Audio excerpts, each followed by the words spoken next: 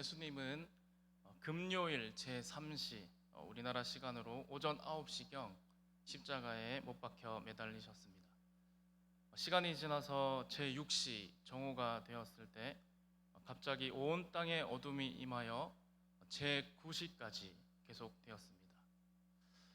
이 현상을 과학자들은 개기일식으로 설명하기도 합니다.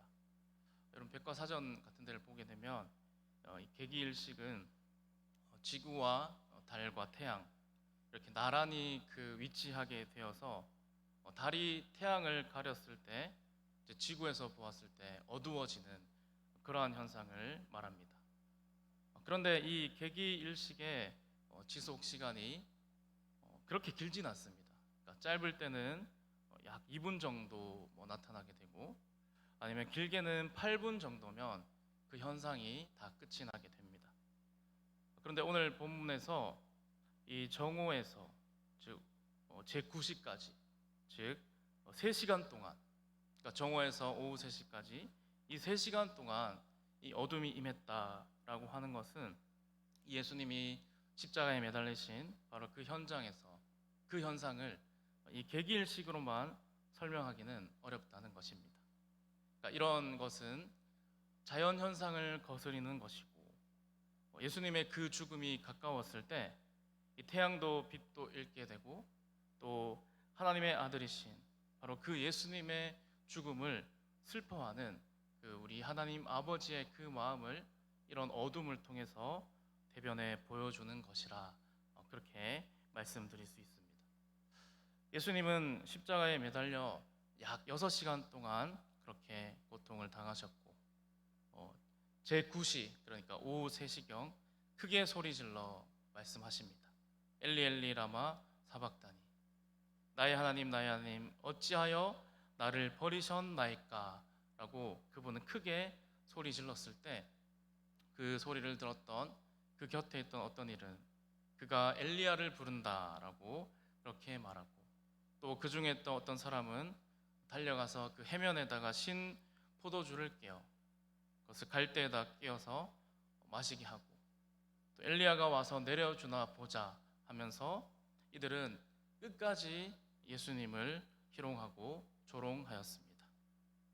여러분, 예수님의 그 외침 엘리 엘리 라마 사박다니, 나의 하나님 어찌하여 나를 버리셨나이까 라고 부르짖는 것은, 여러분 이 부르짖음은 그 인간의 모든 죄를 대신 지고 죽는 그 어린 양으로서 우리 주님이 아담과 하와로부터 시작된 그 모든 죄악들, 인간 세상에 있는 그 모든 죄를 해결하는 그러한 외침이셨고, 또 그 죄 때문에 처음으로 성부 하나님과 단절되고 분리당하는 그러한 두려움을, 고통을 표현한 그러한 외침이기도 했습니다.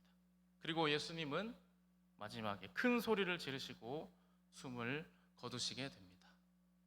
여러분, 예수님께서 큰 소리를 지르시고 운명하신 것은 보통 사람의 죽음이 아니라는 것을 우리에게 잘 보여줍니다. 왜냐하면 그 당시 십자가의 형에 처해진 많은 사람들은 그 십자가에서 죽을 때 그 죽음의 두려움으로부터 참 말할 수 없는 그 고통을 견뎌내지 못하기 때문입니다.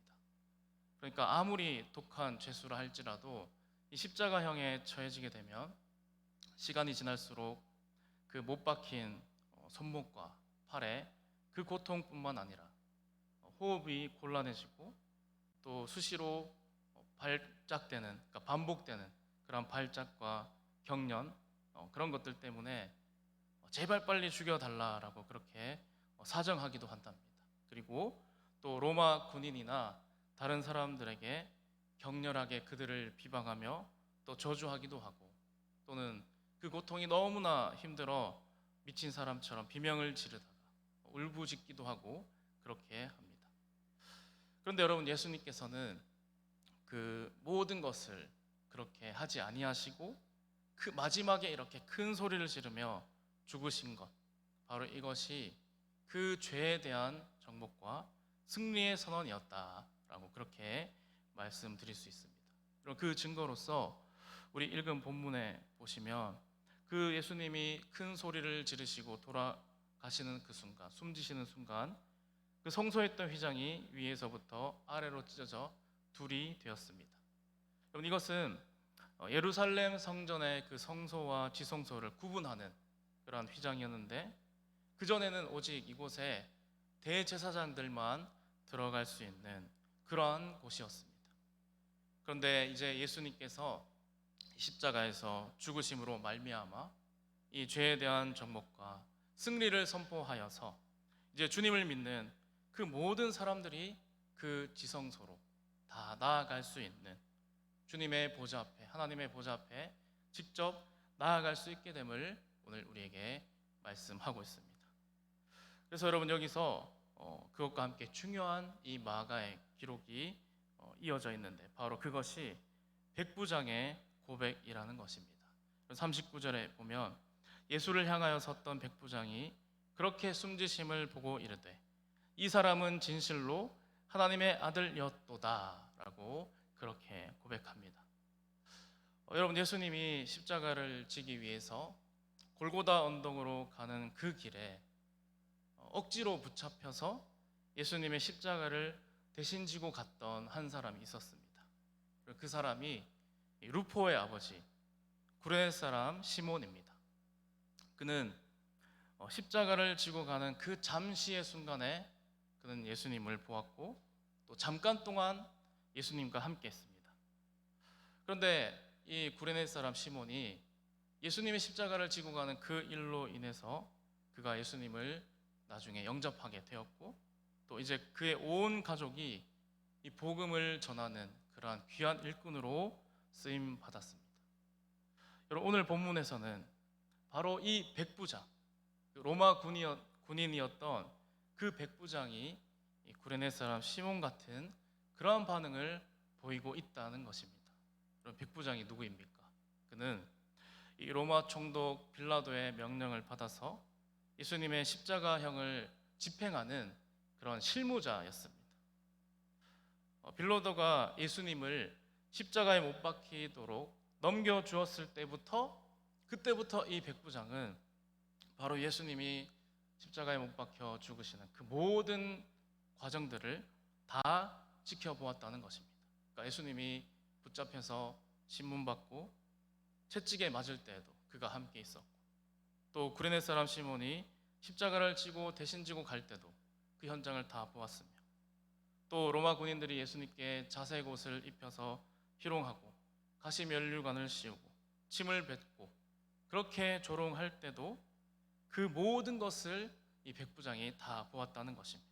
그리고 또한 그는 이렇게 예수님이 십자가에서 매달리는 그런 바로 이 골고다 언덕의 그 현장, 오늘 제6시부터 9시까지 있었던 이 온 땅에 어둠이 임했던 바로 그것도 그가 함께 다 지켜보았다는 것입니다. 그러니까 여러분, 그러한 백부장이 지금 예수님을 향하여 그렇게 서 있고, 바로 이 예수님 맞은편에서 그가 그 예수님이 숨지시는 그 모든 모습을 다 지켜보았고, 그의 고백이 바로 이것이었습니다. 이 사람은 진실로 하나님의 아들이었도다. 그러니까 여러분, 지금 이 말을 하고 있는 바로 그 백부장, 그가 하는 이 고백이 어떤 고백과 비슷합니까? 바로 베드로가 했던 마태복음 16장 16절에서 주는 그리스도시요 살아계신 하나님의 아들이십니다 라고 했던 그 베드로의 신앙 고백과 같은 참으로 진실된 신앙의 고백이 바로 그 백부장의 입에서 지금 나오고 있다는 것입니다. 근데 여러분, 그 당시 그 배경은 어떻습니까? 역사적인 배경은 이 로마 황제를 그 신의 아들로 삼고 로마 황제를 우상화시켜서 왕을 주라고 고백했던 그러한 시대입니다. 그러니까 그런 시대적 배경을 생각해 본다면 이 로마 군인이었던 바로 그 백부장의 그 말은 어쩌면 자신의 그 목숨을 내어놓고 하는 말과 같다는 것입니다. 그러니까 그의 고백은 황제가 하나님의 아들이 아니라 누구입니까? 바로 예수님이 진정한 하나님의 아들이라는 그러한 고백이 바로 그의 입에서 나왔다는 것입니다. 그래서 여러분, 백부장이 이 처음에는 어땠을까요? 예수님을 믿지 않는 사람이었을 것입니다. 그런데 이제는 그의 태도와 그의 말이 달라졌습니다. 예수님과 함께 지냈던 여러분, 베드로와 같은 그러한 고백을 그의 입에서 하고 있다는 것입니다. 여러분, 그는 십자가에 못 박혀 죽으신 예수님의 그 죽음, 그 모든 과정들을 처음부터 끝까지 함께 했습니다. 그러니까 그 시간을 따져보면 참 하루가 되지 않는 그러한 시간일 수도 있겠지만, 그러나 그는 예수님의 옆에서 그 모든 것을 지켜보았고, 또 그는 이방인으로서 예수님이 하나님의 아들이라는 그러한 신앙 고백을 함으로, 그럼 마가는 바로 이 백부장의 입을 통하여서 예수님이 진실로 하나님의 아들이었다라는 것을 또 우리에게 증거하고 있다는 것입니다. 그리고 여러분, 또 이제 멀리서 이 예수님의 죽음을 바라보는 그러한 여자들도 등장합니다. 이들은 예수님이 갈릴리에서 예루살렘으로 입성하실 때 함께 들어왔던 그러한 여인들입니다. 그러니까 이들은 지금 예수님이 십자가에서 못 박힐 때까지 끝까지 함께 따르던 그러한 여인들. 참 대표적인 사람이 7 귀신 들렸던 막달라 마리아, 또 작은 야고보와 요새 어머니 마리아, 또 살로메라는 그러한 이름이 또 구체적으로 오늘 이렇게 기록되어 있습니다. 그래서 여러분, 이들이 이제 다음 또 마가복음 16장에 등장하는 그러한 예수님의 부활 장면에서 바로 이 여인들이 또 증인으로 그 다음에 또 등장하고 있다는 사실입니다. 여러분, 그래서 오늘 말씀을 통하여서 우리가 한번 생각해 보길 원합니다. 여러분, 누가 예수님의 참 제자입니까? 어떤 사람이 예수님을 참으로 따르는 그러한 사람들입니까? 여러분, 생각해 보면 3년 동안 예수님을 따라다니며 그 말씀을 친히 듣고 또 수많은 기적을 직접 두 눈으로 목격하고 또 직접 신앙 훈련을 받은 그 12 제자들이었습니까? 아닙니다. 여러분, 심지어 이 제자들 중에서는 예수님을 은 30에 팔아먹은 그런 배신자도 나왔습니다. 그러니까 오히려 이 제자들은 자신들이 가지고 있었던 그러한 종교적인 편견과 또 자신의 자리를 위협받을 수 있다는 또 그러한 두려움 때문에 이 예수님이 이렇게 십자가에 못 박히는 참 곤란한 상황에 처했을 때 모른 척 했던 자들이 바로 그 제자들이었다는 것입니다. 그러니까 여러분, 여기서 우리가 무엇을 깨닫습니까? 아주 중요한 사실을 깨닫게 됩니다. 그리고 그것은 예수님의 제자가 되는 것은 바로 이 12 제자들처럼 얼마나 오래 신앙생활을 했느냐, 또 지금으로 말하면 우리가 얼마나 교회 오래 다녔느냐, 그걸로 결정되는 것이 절대 아니라는 것을 우리가 깨닫게 됩니다. 그러니까 여러분, 오늘 본문에서 이 로마 군인이었던 누구입니까? 이 백부장. 그의 고백에 우리가 다시 한번 주목했으면 좋겠습니다.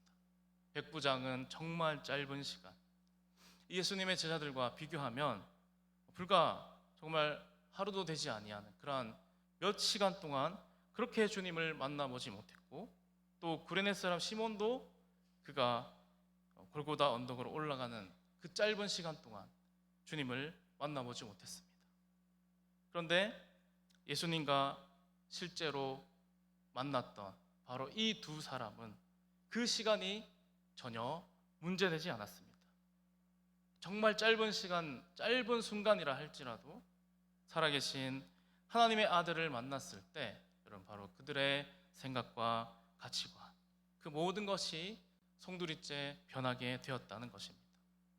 십자가에 못 박혀 죽으신 우리 주님, 그분을 현장에서 보았던 그 이방인 백부장, 그는 평생 예수님의 제자가 아니었지만 이제는 제자와 똑같은 그러한 고백을 하고 있다는 것입니다. 여러분, 이것은 3년을 함께했던 그 제자들이 도망갔던 것들과 비교해 보면 참으로 대조되는 그러한 모습이라는 것입니다. 여러분, 저는 오늘 이 말씀을 통하여서 저와 여러분을 비롯한 우리 모두가 말씀 가운데 특별히 예수님을 만나는 그러한 복을 받기를 소원합니다. 여러분, 참된 신앙이라고 하는 것은 이 신앙의 연수에 달려 있는 것이 아니라 예수님을 만났느냐 만나지 못했느냐, 예수님과의 만남의 여부에 달려 있다는 것입니다.